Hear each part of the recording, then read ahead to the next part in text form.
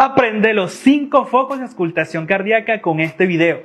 Foco aórtico. Se ubica en el segundo espacio intercostal, línea paraesternal derecha.